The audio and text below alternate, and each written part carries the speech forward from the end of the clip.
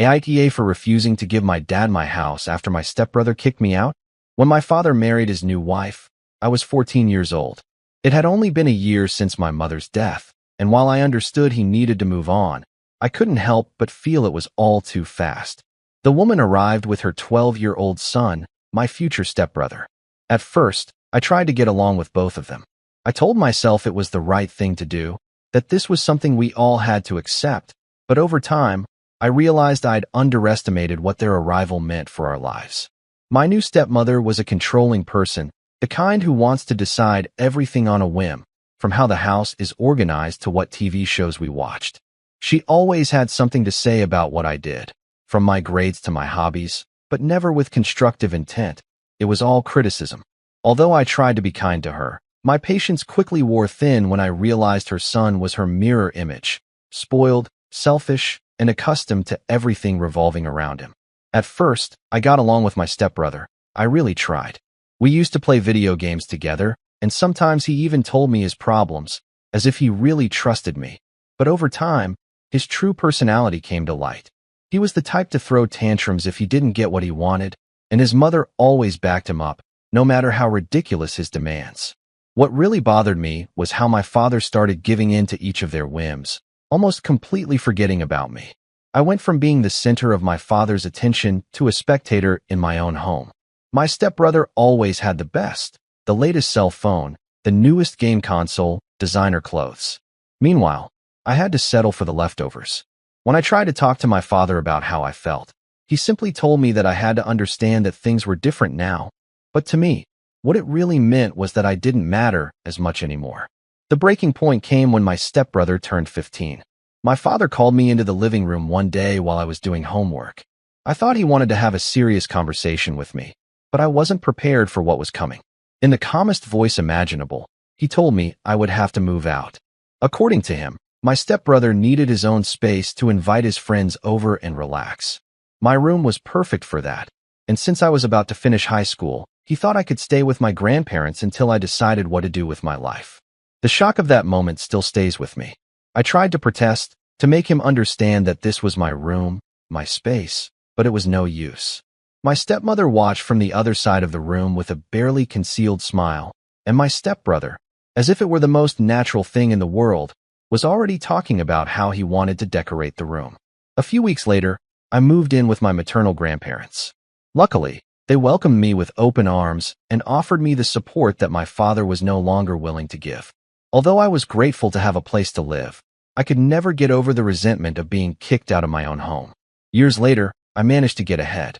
I worked hard, saved every penny, and finally bought my own house. I thought that would be the final chapter of my story with them, but I was wrong.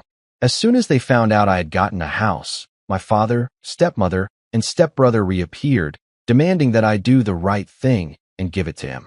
That was the moment I decided I wasn't going to stay silent, that I wasn't going to let them get away with it again.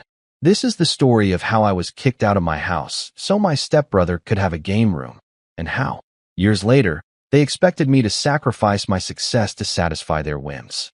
But this time would be different. This time, I would be in control. Update 1.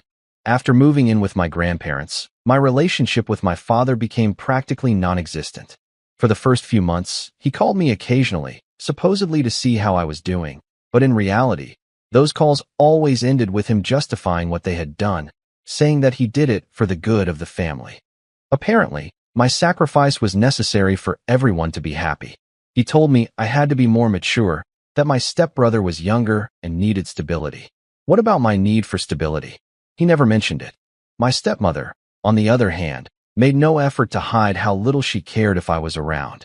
When my father called, she made sure to throw in some passive-aggressive comment like, "I hope he's not doing badly, because he's too old to still be dependent on others." At the time, I was only 17 and in high school, but for them, I should already be self-sufficient because, according to my stepmother, I was a grown-up in action. The most painful part was that, even after I moved out, my room ceased to be mine. Within days, my stepbrother wasted no time in turning it into what they called his entertainment room. One day, I stopped by the house to pick up some books I had left behind, and I didn't recognize the space. My bed was gone, replaced by a huge reclining sofa. My posters, which my mother had helped me hang years ago, had been ripped off and replaced by a giant television and shelves full of video games. They hadn't even had the decency to let me know. It was as if my existence had been completely erased from that house.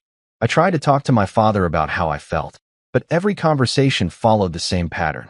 He told me I couldn't carry so much drama and that I needed to be understanding. Later, he stopped calling me altogether.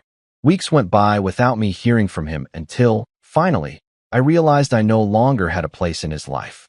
While living with my grandparents, I focused on finishing high school. They did everything they could to give me a stable home, but I knew it wasn't their responsibility to support me. So, as soon as I graduated, I started working. At first, it was simple jobs, part-time at a coffee shop, deliveries on weekends. I saved every penny I could because I knew that, sooner or later, I was going to need something of my own, something that no one could take away from me. While I worked to get ahead, my stepbrother continued to receive everything he wanted. Through some friends who still lived in the neighborhood, I learned that my father had remodeled much of the house. Not just the room that used to be mine, but other areas so that my stepbrother would have more amenities. My father even bought him a car when he turned 16, something I was never offered, not even when I lived with them. Over the years, things began to change. My efforts started to pay off, and eventually, I got a stable job with a good salary. At 25, I managed to save enough for a down payment on my own house. When I signed the papers, I felt a mix of relief and pride. I finally had something that no one could take away from me. I thought that with that, I could close the chapter of my life related to my father and his new family.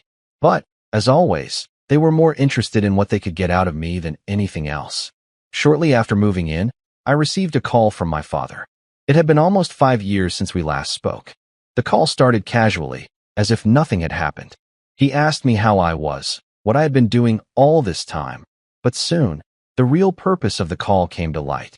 He told me that my stepbrother had found out that I bought a house, and they thought that, perhaps, it would be a good idea for him to move there. According to my father, my stepbrother was going through a difficult time. He had had trouble finding a job, and he still lived with them, which was stressful for everyone. He asked me to do the right thing and consider lending him the house for a while.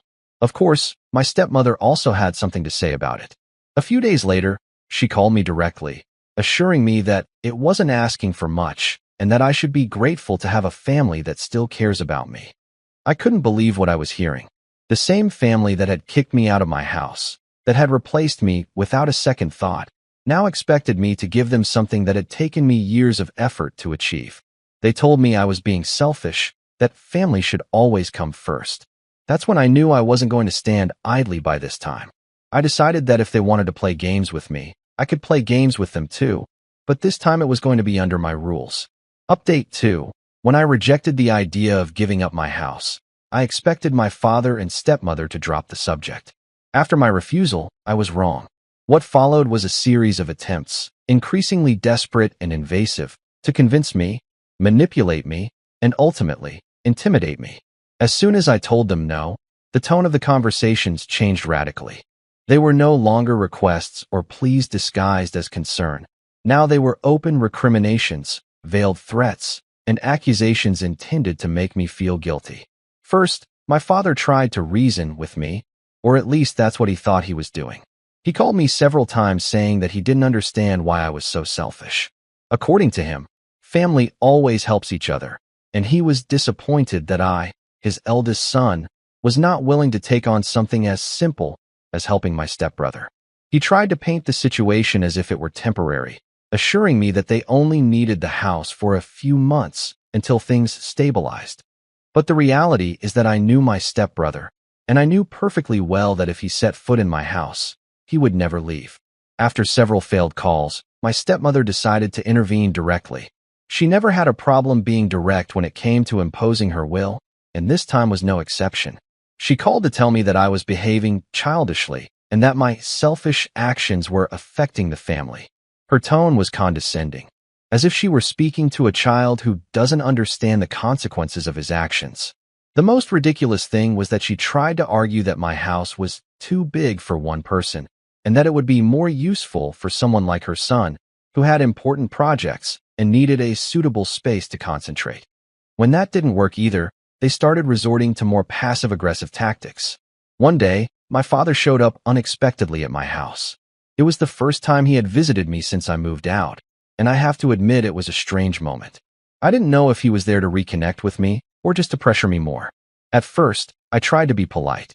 I offered him a drink and showed him the house, thinking that perhaps seeing the effort it took me to achieve it would make him reconsider his demands. But instead of appreciating what I had accomplished, he started criticizing every little detail. He told me that the house seemed empty, that it didn't have enough personality, and that it needed more furniture. He insinuated that perhaps I wasn't prepared to handle something so big on my own. After walking around the house, he stopped in one of the empty rooms and said, as if it were the most logical thing in the world, "This space would be perfect for your stepbrother's studio." It was at that moment that I realized he wasn't there to support or congratulate me. He was just looking for a way to manipulate me.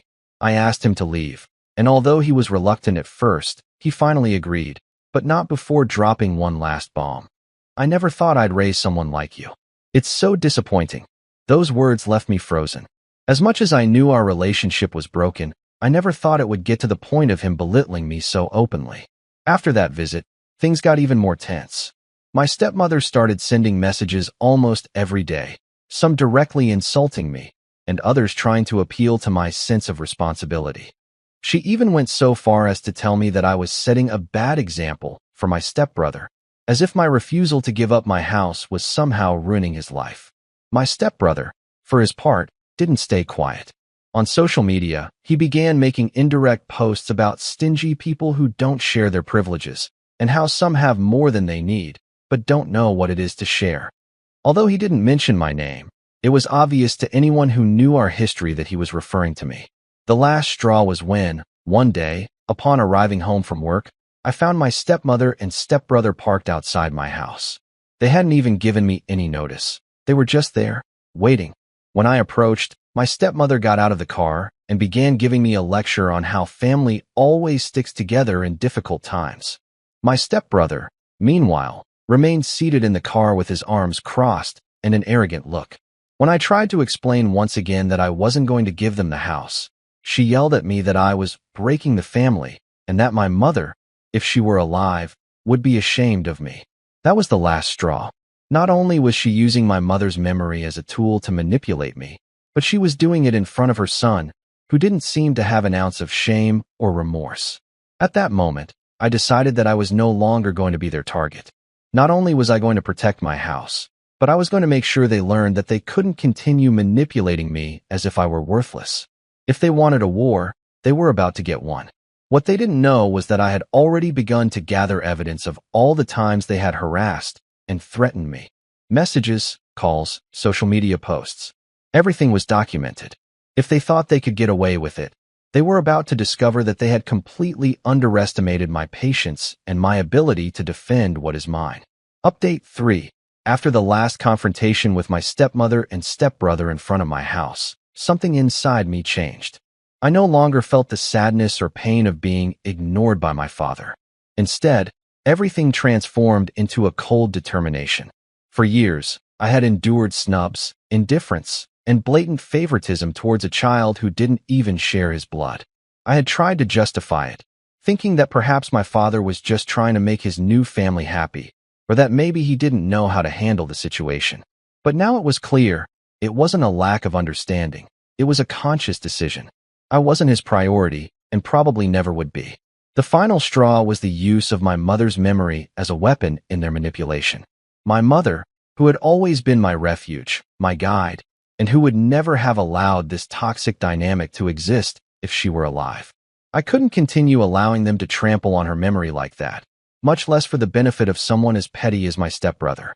The day after that confrontation, I made several important decisions. The first was to cut off contact with my father, my stepmother, and my stepbrother. To achieve this, I blocked their numbers, restricted them on social media, and asked my lawyer to help me draft a formal letter asking them to stop contacting me in any way. Yes, it seemed drastic, but I wasn't going to underestimate them. I had already seen how far they were willing to go to get what they wanted, and I wasn't willing to leave any doors open that they could take advantage of. When they received the letter, they didn't take long to react. My stepmother was the first to try to bypass the restrictions. She showed up at my workplace. Luckily, I had already spoken to security, and when she tried to enter, they denied her access. That didn't stop her from creating a whole scene at the entrance, shouting that I was a disgrace to the family, and that my mother would be turning in her grave to see me acting like this. The ironic thing is that those who heard her only realized how ridiculous she looked. My boss even called me afterward to tell me not to worry, that they would make sure something like that didn't happen again. My father, on the other hand, took a different approach. He sent me a long handwritten letter. In it, he tried to appeal to the memories we shared when I was a child, before my stepmother and stepbrother entered our lives. He talked about how we used to go fishing on weekends, how he taught me to ride a bike, and all those things we used to do together. For a moment, he almost managed to strike a chord in me, but at the end of the letter, he revealed his true objective. He said it was my duty as a son to give him back some of everything he had done for me. According to him, giving my house to my stepbrother was a way of showing my gratitude for all the sacrifices he had made as a father. That argument not only angered me, but also made it clear how little he valued me. My father never understood the effort it had taken me to get where I was. He never acknowledged that I had had to work twice as hard to compensate for his disinterest and his preference for his new family. And now he intended for me to sacrifice my greatest achievement in life for someone who never did anything to earn it. What I didn't expect was what happened next. A few weeks after sending them the letter and cutting off contact, I learned something that left me speechless. My stepmother and stepbrother had convinced my father to try to sue me for the house. According to them, my financial success would not have been possible without my father's support, and therefore, he was entitled to a share of what I had achieved. Although, at first, I thought this was just an empty threat, I soon discovered that they were completely serious. I received a notification from a lawyer confirming that they were initiating legal action to claim what belonged to them. At that moment, I felt betrayed like never before.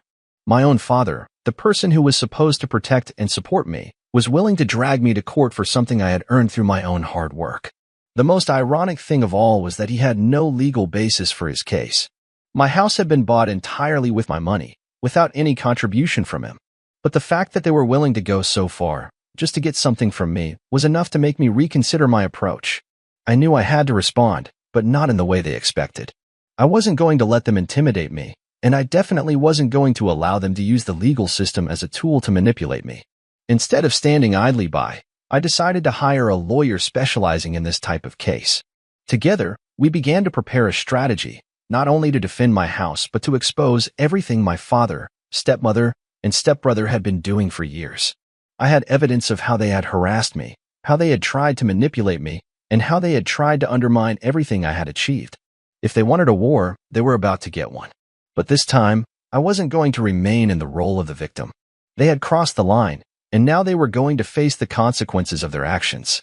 As we moved forward with the case, I also realized something important.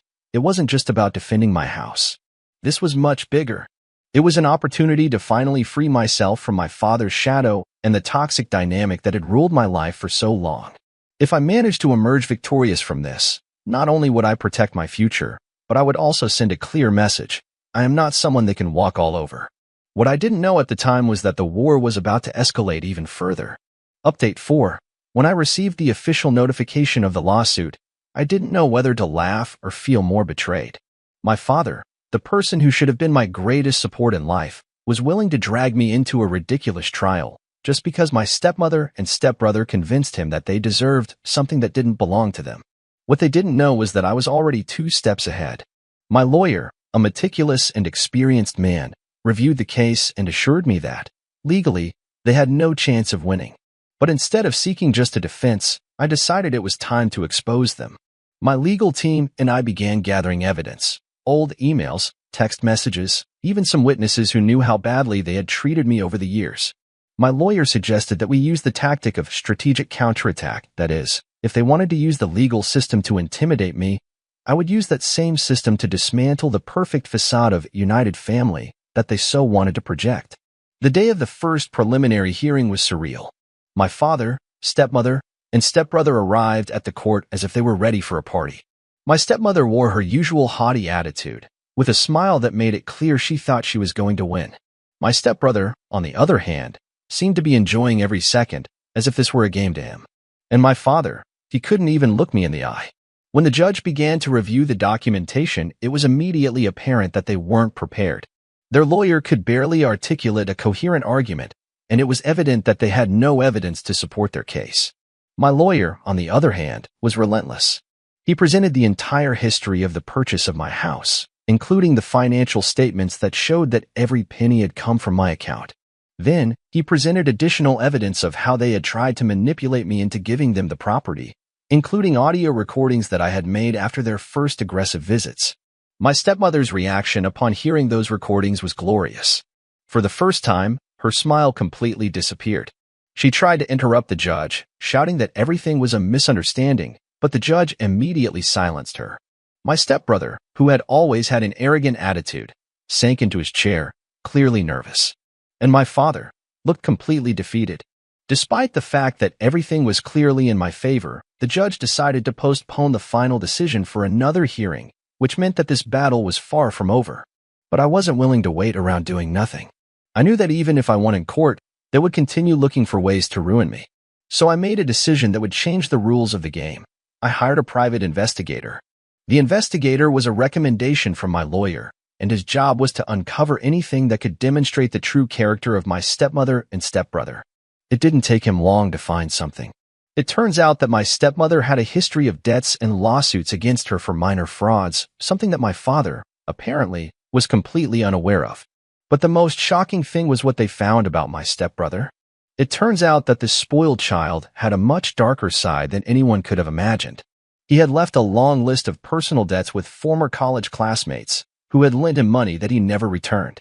In addition, there was an open case in which he was being investigated for falsifying documents to obtain a bank loan. This information was like a gift from heaven.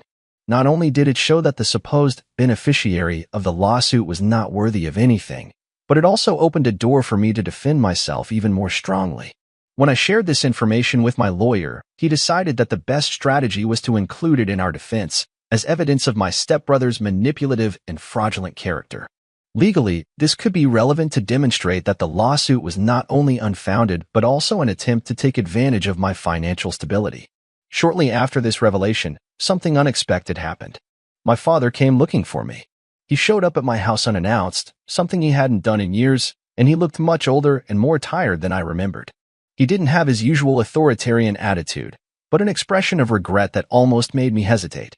He told me that he needed to talk to me, that things had gotten out of control, and that he just wanted to fix things between us. Although a part of me wanted to slam the door in his face, I decided to listen to him. He told me that after the first hearing, he had begun to question everything. He said that he didn't know anything about my stepmother's debts or my stepbrother's legal problems, and that he felt he had made a mistake by letting himself be swayed by them. He asked me to consider withdrawing the evidence I had presented against them and to try to resolve this privately. But this time I wasn't going to give in. I made it clear that I had no intention of withdrawing anything and that, in fact, I planned to go ahead with it to the very end. I also told him that this situation was the result of years of decisions in which he always chose his new family over me. If he really wanted to fix things, he needed to start by taking responsibility for all the damage he had caused. He was silent for a moment, as if he didn't know what to say. Then, he simply nodded and left. It was a strange conversation because, although he seemed repentant, I couldn't help but feel that there was something else behind his visit. It wasn't long before the truth was revealed. I discovered, thanks to the private investigator, that my father was facing serious financial problems due to my stepmother's debts and my stepbrother's excessive spending. Basically, they had drained his savings, and now they were trying to use me as their lifeline. That visit wasn't out of regret. It was because they desperately needed money. Now I had the whole picture.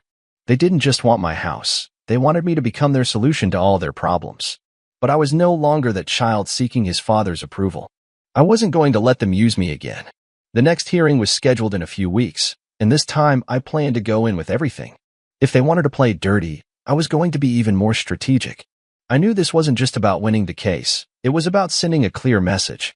I am not someone they can manipulate or trample on. And the best part was that the end was getting closer and closer. Update 5. The day of the final hearing arrived. By this point, the tension was almost unbearable. I had spent weeks preparing, gathering every piece of evidence, reviewing every detail with my lawyer, and making sure nothing was left to chance. I knew this was the moment when everything would be decided, and I wasn't going to let my stepmother and stepbrother get away without facing the consequences of their actions. I entered the courthouse with my head held high. Unlike them, who seemed to be there just to cause a spectacle, I was ready to expose them completely. My stepmother, as always, wore that air of superiority. But this time, I noticed something different about her. She was restless. Her eyes were constantly moving, as if she were evaluating every move in the room. My stepbrother, on the other hand, seemed more nervous than ever, and for good reason, considering what was about to come. The judge began the session by reviewing the main arguments of both sides. My stepmother and her lawyer tried to maintain their narrative that the house had been gifted to me by my father and, therefore, should be shared with the rest of the family. However, when it was my lawyer's turn, everything changed. We presented, first, the purchase documents, demonstrating that the house had been acquired entirely with my money. Then, we presented the audio recordings where my stepmother and stepbrother openly discussed how they planned to pressure me into giving them the property. My stepmother's face at that moment was a show in itself. Her usual smug smile turned into a grimace of disbelief, while her lawyer desperately tried to dismiss the recordings as irrelevant. But that wasn't all. My lawyer had one last card up his sleeve, the private investigator's findings. With the judge's permission, we presented my stepmother's history of debts and fraud, as well as my stepbrother's legal problems. The judge listened attentively as my lawyer explained how they had tried to use me as a solution to their financial problems, all while claiming that they had a right to something that clearly didn't belong to them. The room fell completely silent when we finished our presentation. My stepmother was pale, clearly aware that her perfect image had been completely destroyed. My stepbrother, on the other hand, avoided looking at me, as if he could disappear if he didn't see me. But the most shocking thing was my father's reaction. Throughout the entire process, he had been sitting next to them, but now he seemed completely bewildered, as if he were only just understanding the extent of what they had done. When it came time to hear the verdict, I felt a mix of nerves and determination. I knew I had done everything possible, but I also knew that whatever happened, I couldn't allow these people to continue having power over me. The judge ruled in my favor. Not only did he completely dismiss the lawsuit, but he also pointed out that my stepmother and stepbrother's attempt to manipulate me into obtaining ownership of the house was a clear abuse. Although they didn't face direct legal consequences for their actions, the ruling was a devastating blow to them. They not only lost any chance of claiming the house, but they were also publicly exposed as the opportunists they really were. But it didn't end there. I decided it was time for my last move. I knew my father was deeply affected by all of this, and although part of me wanted to feel compassion for him, another part knew that he had never done anything to protect me from this situation. So, after the trial, I called him for a final conversation. We met at a coffee shop near the courthouse. He arrived with a tired expression, as if he had aged a decade in the past few weeks.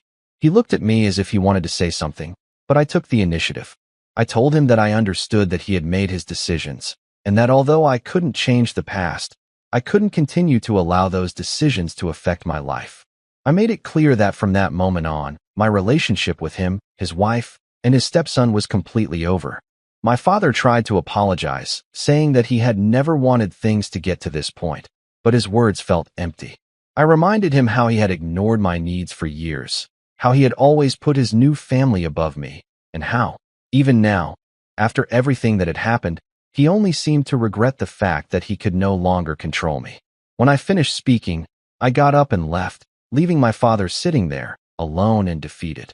It wasn't an easy goodbye, but it was necessary. I knew I could never move on if I didn't cut all ties with that part of my life. As for my stepmother and stepbrother, things didn't go any better for them. With their reputation ruined and their financial problems piling up, they began to lose control of everything they had built. I heard, through mutual acquaintances, that they even had to sell some of their assets to cover their debts. And although I could have felt satisfaction upon hearing this, the only thing I really felt was relief. Relief to know that, at last, I was completely free of them. Now I can proudly say that that house, my home, is mine alone. Not because a judge ruled it, but because I fought for it, because I stood firm, even when it seemed like everything was against me. And, most importantly, because I finally understood that I don't need anyone's approval to live my life in peace. If you liked it, don't forget to leave a comment and support the channel by subscribing.